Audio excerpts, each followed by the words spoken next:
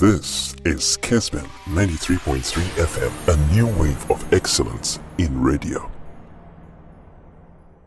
Edua me pese me bo coach the voice na nkasa ni nyina de okafa ho nyina no ya yetie Monday no, that was yesterday yana yetie ni nyina kakra yetie kakra ba yetie full version no na hwen sempoti akogi tudwa enso efa we hunti osemensa na botre ye be hwesa nse no mu kakra ya cheche adwen enso de afa ho. All right, enti ye be wura he kakra na no pay Jonah, and I'm going to transfers throughout. Okay.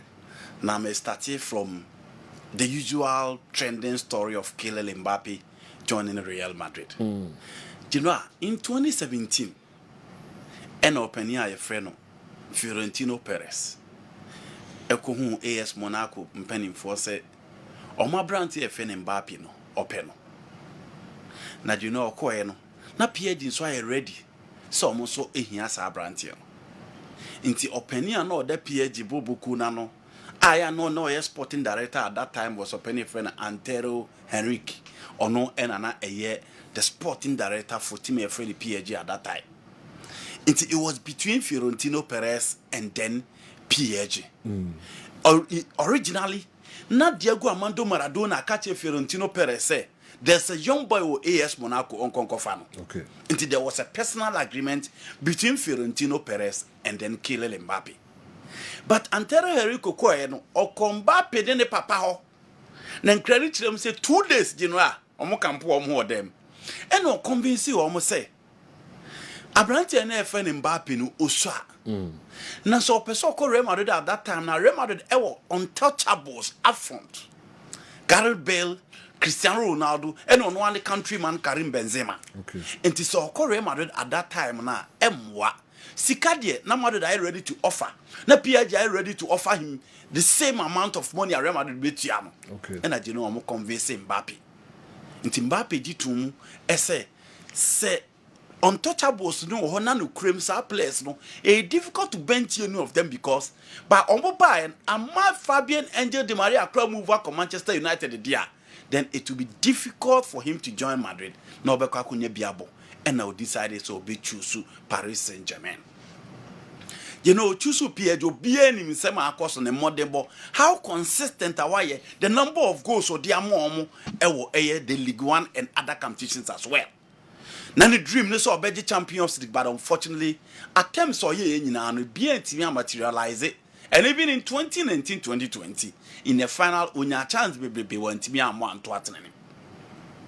In last 2 seasons na Koba say Mbappe come Madrid. Genoa finally Mbappe extended a one team anko pim tima Real Madrid at the time. Na nansia na oba be chem say because Nakata no a World Cup na Barcelona na Emery of Qatar mo mpene se ono every PSG no on Real Madrid because na omo dey promote the Coupe du Mondial in Qatar. Inti na dey se no mo bepre se on free hot na on konkosi akan.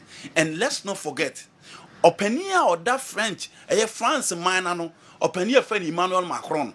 And so one time Bishia Mbappe convincing he say on tena no more World Cup ni wie. And I know Mbappe tena excellent World Cup for Kylian Mbappe. But osan ba no Champions League anko ya mfama no. Now season Mbappe start no and Lionel Messi e move ko the MLS.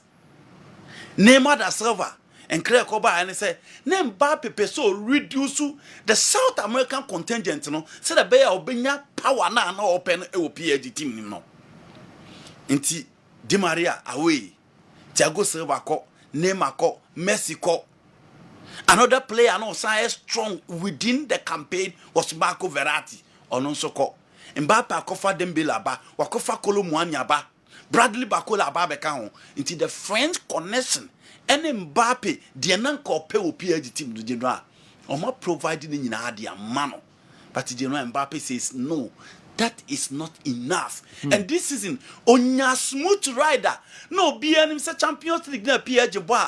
Oman shia Madrid, oman shia Bayern Munich, oman shia Bayern Munich, oman shia Man City, oman shia Man City, oman shia Barcelona. Ni mwa e den dia bon no. This time, Real Sociedad and Borussia Dortmund into coin them. You know, Dortmund for share PSG home and away. And Mbappe and me and fa. Tima your friend of PSG and no beer. No Pia would GD so no. Personally, he performed within the ranks in the Champions League, but Genoa and the French league as well.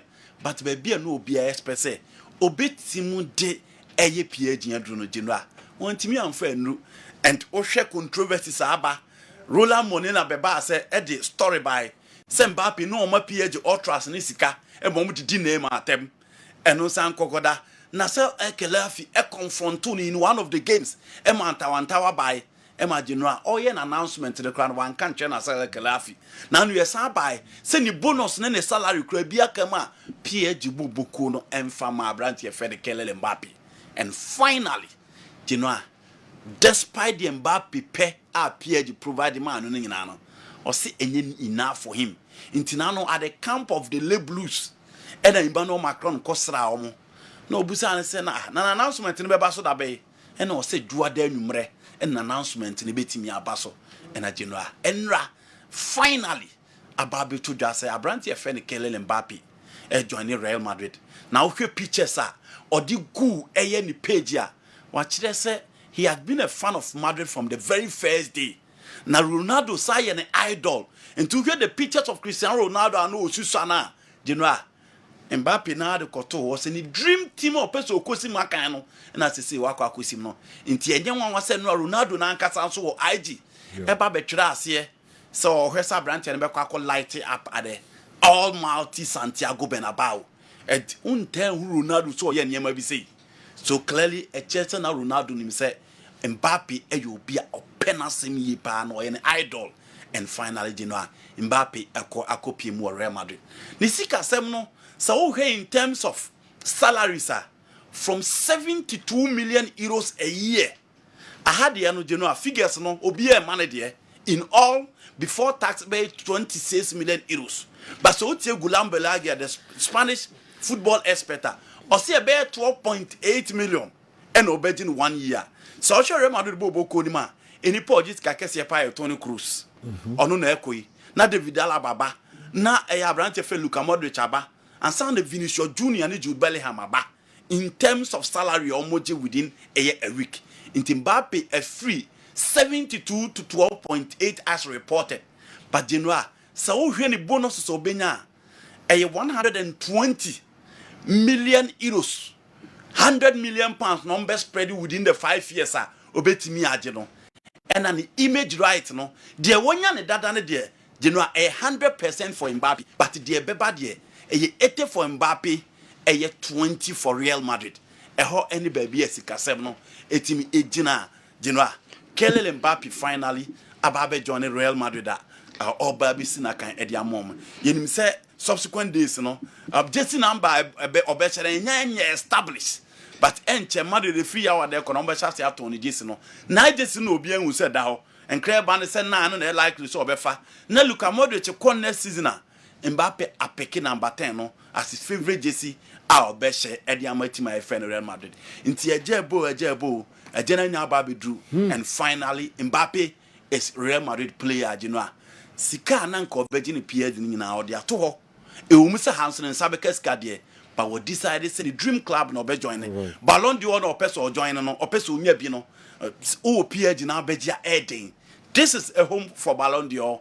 And Obilivusa performing in the Champions League already. International stage, you know, so we're Jenny doing that. And the man apart from having a big brand, no what you know, World Cup, you know, boy, and now you know, I'm an Dina baby. The only thing left, and it's so big Jenny didn't want to come to the European competition. And a honor or two sneaker crack, and with Real Madrid platform, you know, Mbappe feel that a bit me a buono. I'm at your person achieve what me achieve. Emmanuel Macron very disappointed now. No, yes. Okay, Kata. Yes. You know, the Bemenai disappointed in the Olympic Games na Mbappe man and Kwan. Okay. Because when Mbappe will move this year. But last week, Monday, on a Fiorentino Perez near conversation. No more per se Paris 2024 Olympic Games na Barcelona. Mbappe na face of the competition. But Madrid say no.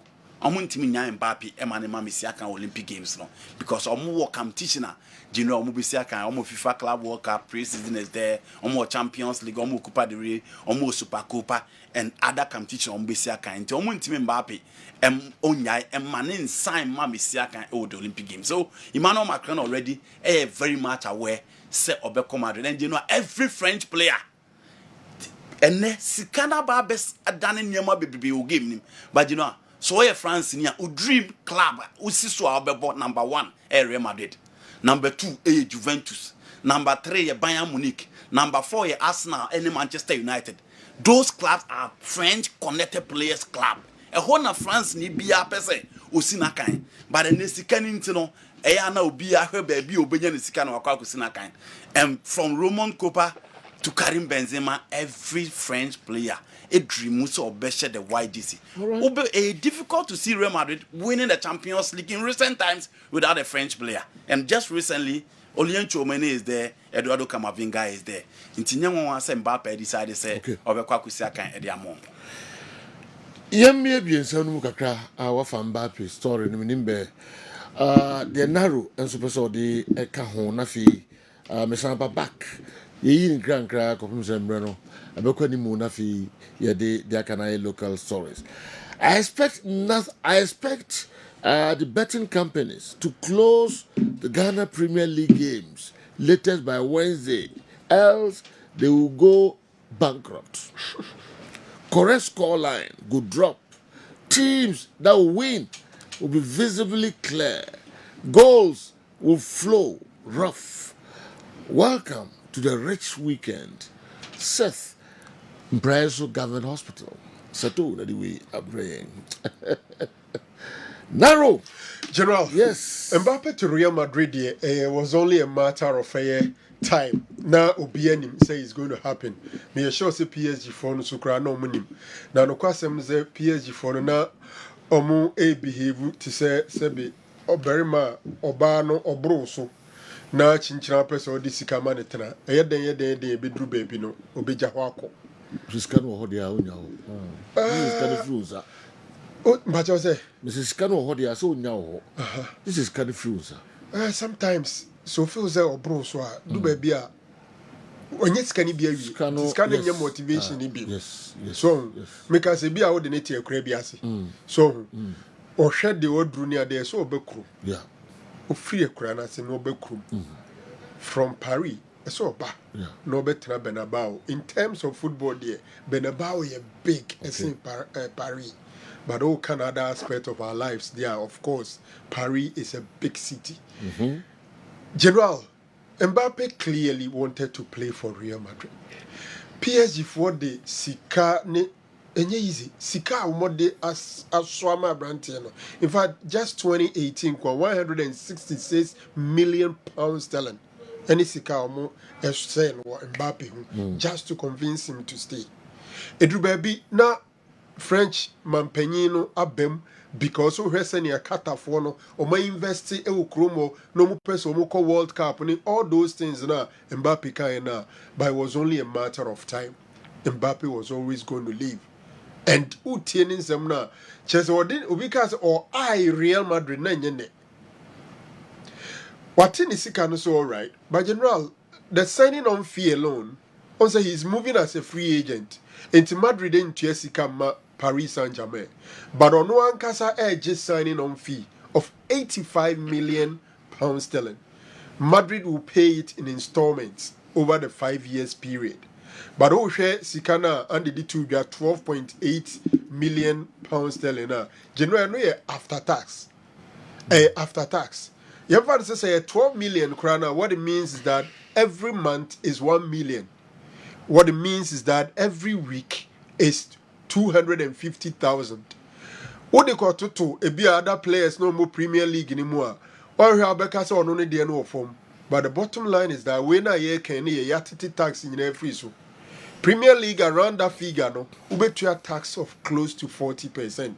So it's a huge money. And I think say it's a bit unfortunate say PSG 18-20 no more Mbappe Krona Okono Anyefe because he's really saved them. As I sit here, I still think that he's their best player of all time.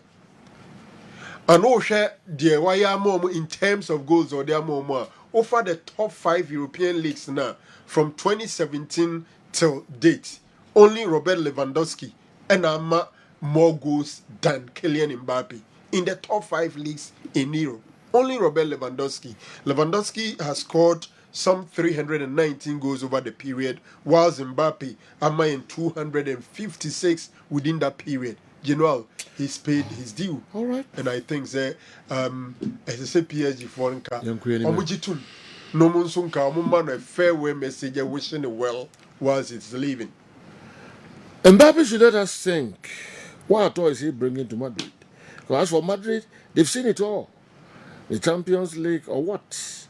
He should have moved to other struggling teams to make his mark there so that his name can be hyped.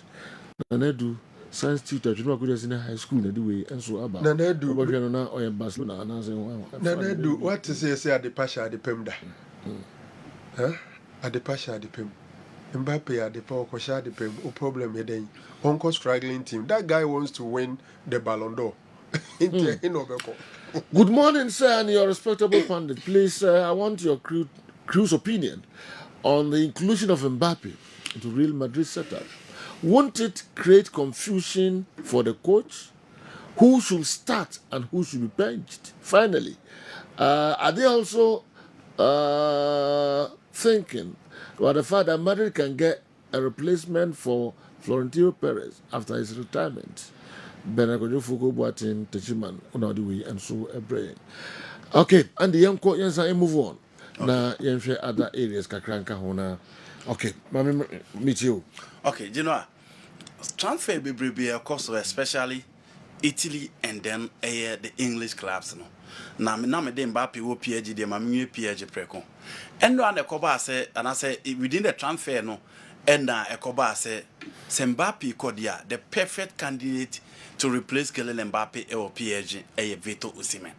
But you know what in cry kosona open your friend Luis Enrique say Colomwani okofa the last year. Okofa Goncalo Ramos from Benfica. All those players in the buy no man me am last season. Or my be floppy. Enti and the new class or Sanko say sika. So the quack of fast striker for be about when him into obeg give those players a chance. So this is no prove home so mo beat me about enti the Osimhen PSG deal no that is the latest. Chelsea aligning up 5 strikers. Omo hwe se omo beat me the bako aba join the team no and you know yenim say Chelsea one area apart from getting a coach no one area omo nyina hwe eye anim ho nti Vito Osimhen still and the deal no eda so wo Chelsea di anim a omo ntum ya because Antonio Conte afre Romelu Lukaku say the loan on to aso wo Roma dia then any omra no mepiem ewo eye Napoli because yenim say Conte joining Napoli and you know and I know we can say Vito Osimhen sika near 113 million euros. And Napoli for decided so omobeje. And Chelsea value Romelu Lukaku 38 million euros. It is a kobasa idea.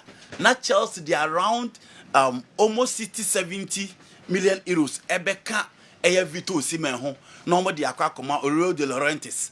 Na Genoa.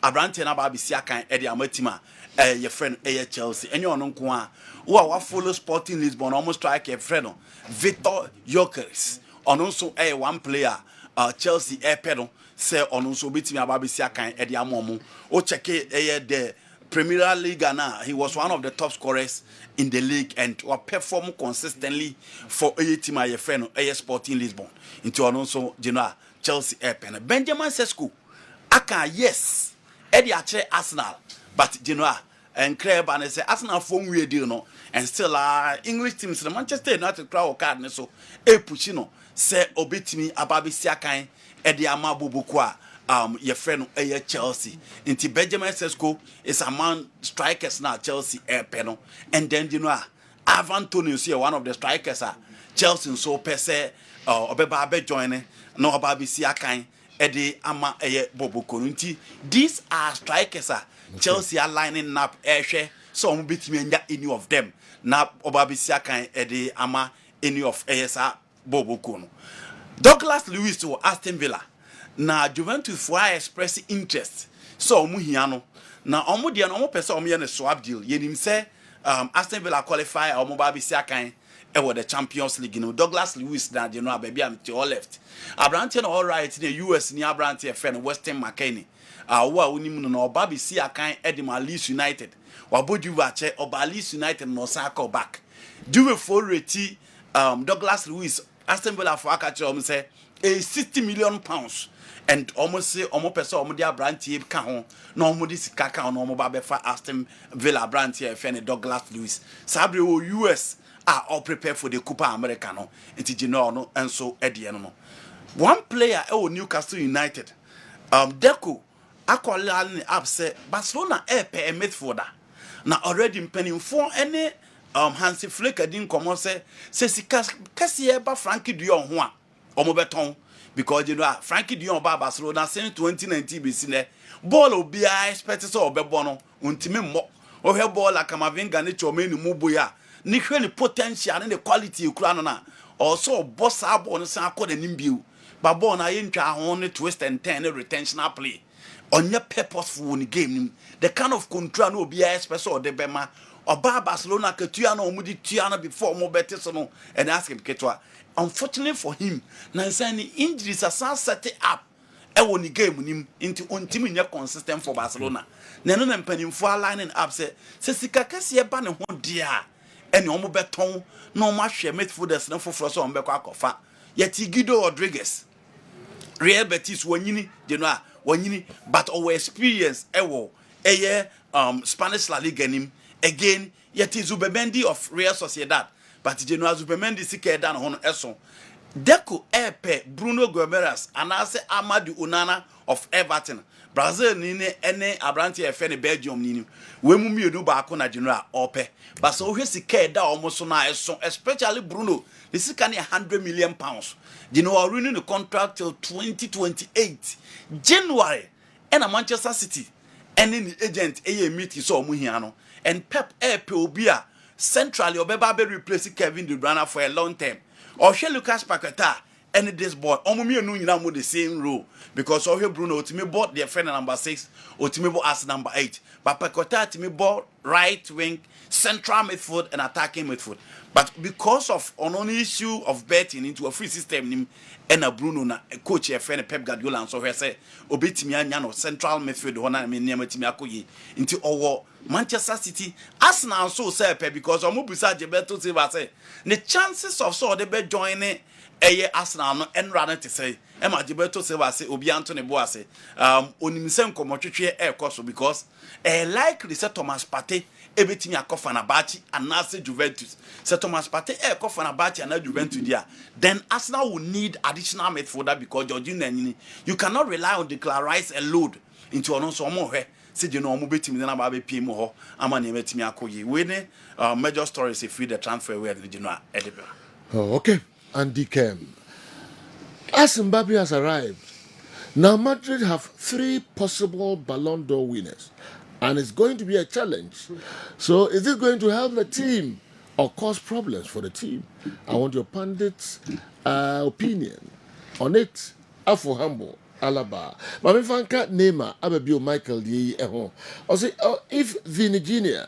gets a good Copa America, clearly he will be the Balon d'Or winner. And now, Mbappe is in Madrid. Who will be the face of Madrid? Is it Vini Jr., Kylian Mbappe, or Bellingham? Ababio Michael, UK. You know, I can't boom. Brother Fibin Sanko knew also. General, it's going to be a difficult situation. The lucky thing for Real Madrid, and it's a manager, Carlo Ancelotti. Any other manager, so I handle dressing room very well, it could be a problem. Acquire Benzema, acquire Kofa Jude Bellingham by and how to me a set up as a Madrid 4-3-3 no and the Drew baby now all 4-4-2 near the Nasi Chenese upon has a way to absorb them all. I know that at a point in time Man City tries a be or money a Rodrigo Ebekasa Nebimpo Motumiano. But if Rodrigo is going to stay, you ask yourself, say, how would Carlo Ancelotti arrange the team? Because in MP, there are frictions whereby say Obi ko bench because Obi aba. Metia my dream is a minim Carlo Ancelotti plans, but my dream is he can still play all of them at the same time, especially when Tony Cruz is no more. If he decides to go 4-2, if he decides to go 4-2-1-3, in other words, Obenya, Camavinga, and Valvaldi in front of the centre backs, with Jude Bellingham ahead of them, Vini on the left, Rodrigo on the right, with Mbappe as centre forward, he could absorb all of them. And I think Camavinga and Valvaldi can provide the shield with Jude Bellingham, because Jude Bellingham, he defends well and he attacks well. And it depends on how we tricky the team, no, and a very versatile team. As to why na Rebecca say on the face of the team, no, I don't really think say na clubs share that kasi ma we are in the face. But game na kono no one dey no be fine. Okay. Some coaches tries a bia or be man suit to a particular person. But we hear the team we are interestingly Vini, Mbappe, Rodrigo. Obia betuma bo bia we anymore. Vini betime say was that born ultimate born we anymore. Okay. Mbappe betuma boss and number 9 obetima attack from the left. And he has a very versatile team. My dream say Carlo Ancelotti has what it takes to handle it. Okay. Lexus Adjura using parameters, statistics, football, club football, national team football, individual and group awards between Mbappe and Vini Jr. Who is better? My question goes to Newton Latte and Andy KERM. Okay. The Abrant and Diffie Adjura and so Abreye and no. Akwasi Sefa UK. And as I say, Tony should know Mbappe's story is dealt with by Andy. So you should take Mbappe's photos off and start showing the players Andy is mentioning in the transfer market. Hey, Madrid go kill him. That's it for them. On Arsenal no support. Because if I Arsenal, okay. No me Arsenal for some way Madrid for against. I mean tell you. So many competition. Yeah. We see a common in Tassis Boy 15. As Arsenal Madrid trophies. Champions League. Oh, good no my. New boss. Me treating Mbappe semini home you na me pony treat back the fact that with Mbappe arrival no Madrid dressing room bro Ancelotti so. General be see that. Say coach beat says Xavi na Madrid akamayem shesho. Lampard, Ten Hag, De Zerbi, Arteta, these guys in the Madrid akamayem shesho.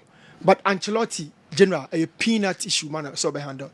First of all, share some of the coaches and how mo handle mo issues. So abebu say mo career crana say na ako.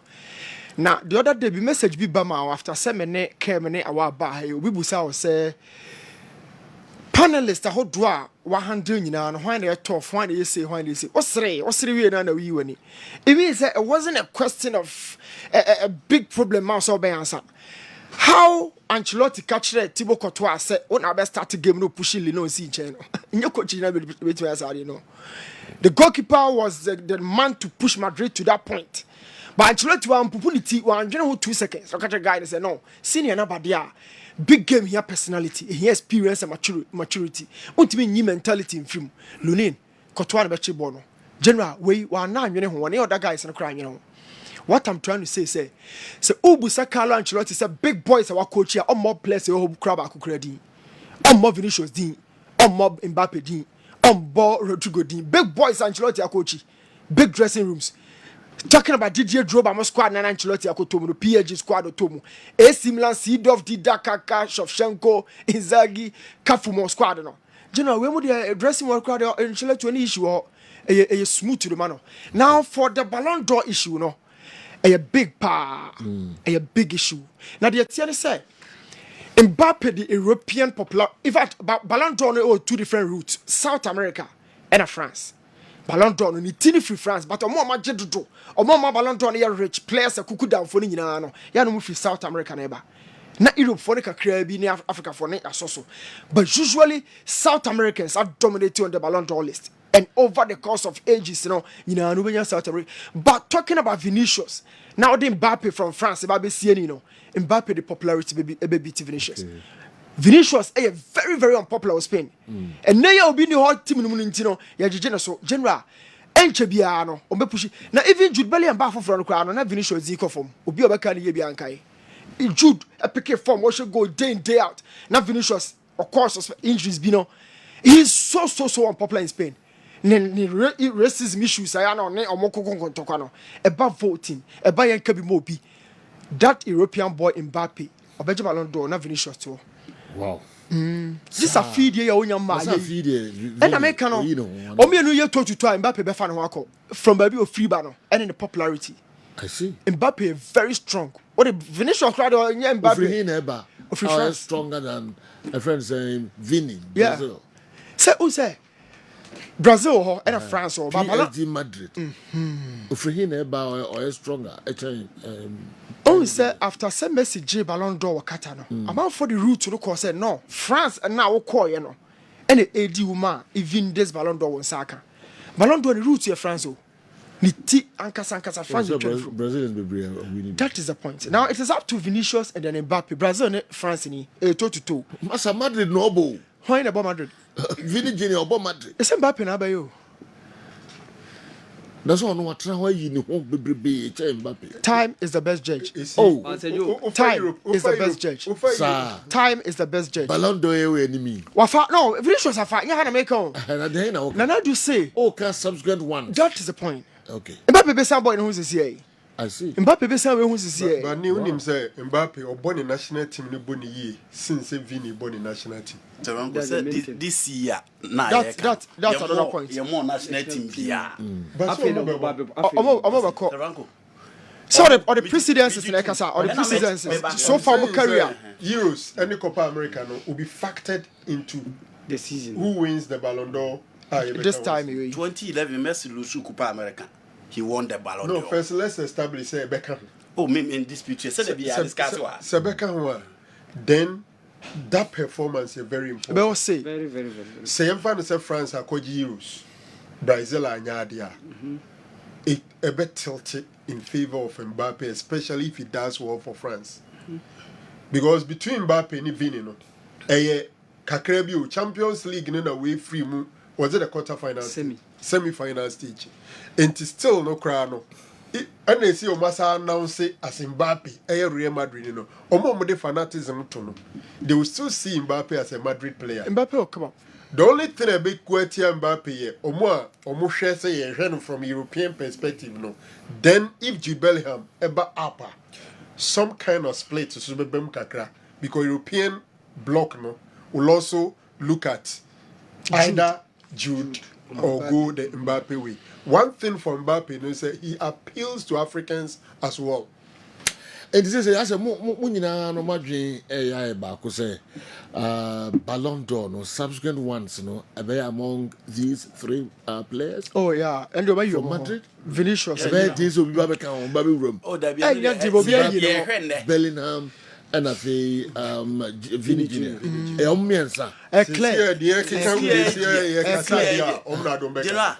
Need submission or super. Eclair. You know, Mbappe popularity in who? Yeah. Mbappe popular. Mbappe or more born Hurricane this season. But what is will be Hurricane? Obi amo.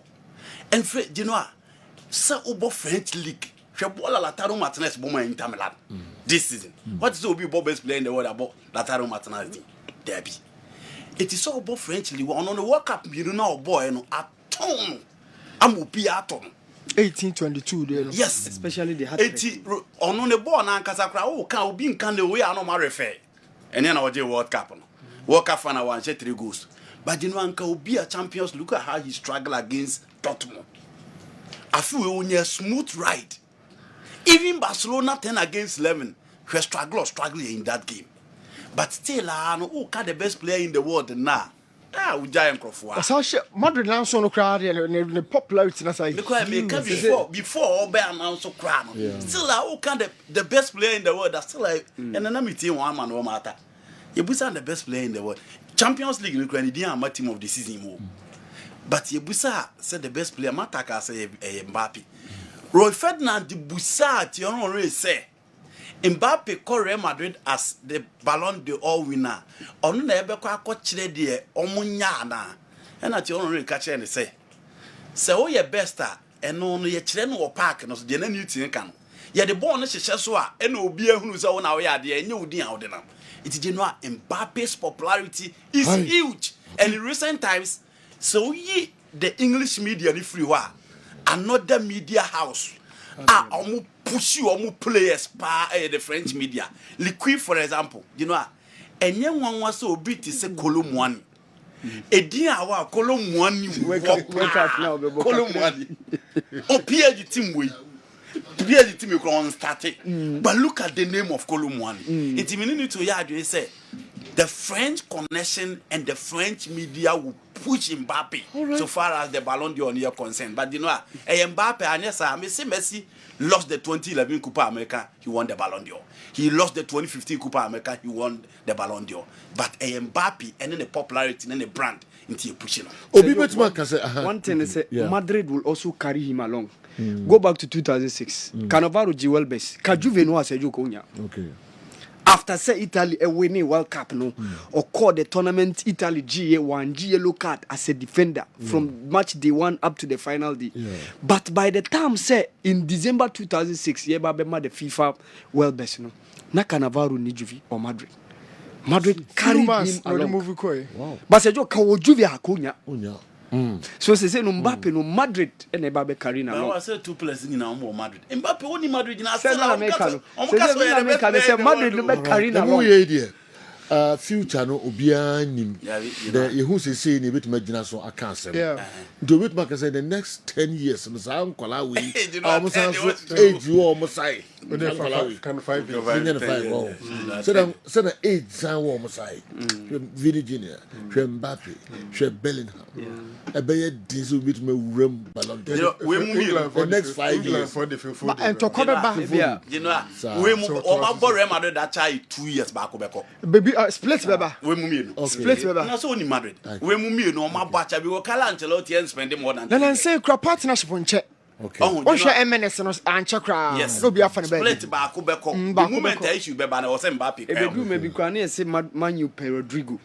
Rodrigo nyama discuss him to see here can of the two. The very damn who Ancelotti are prepared grounds for Mbappe. E them who say Vini Asha say lead attack no. Okay. Because if Vini accept Rodrigo say obe ball left, no lead line it implies obe accept say Mbappe can play for the left for him to lead attack. Say Carlo Ancelotti wo hard, you know, issues ma. Bellingham there, it do say 2 players ni hit you obeti ahwe. Bellingham obeti asan, Bellingham. Omu mienu hit ya obeti ahwe. Say Champions League, mu say hit ni be mu not here.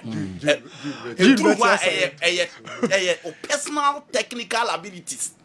E hono de pia anu ntimi mfa onko nti e ho de obeti say box no cross susun ko box no be brace penalty na prepare for say no be boni position na ko ana say Carlo de be say Carlos you love to see him closer to the goal Mbappe match na say no de tactics there he will be forced to switch I say so be forced to switch me je bia exceptional bia na you Messi Neymar Mbappe Kambo mo PSG atigui ye hu bia no Yehu Ronaldo, Figo, Beckham, Zidane, Roberto Carlos. They are far more galacticos than this. There's a Franco Cana also. Yes, on the other side. See, sorry, near the Hamamiki.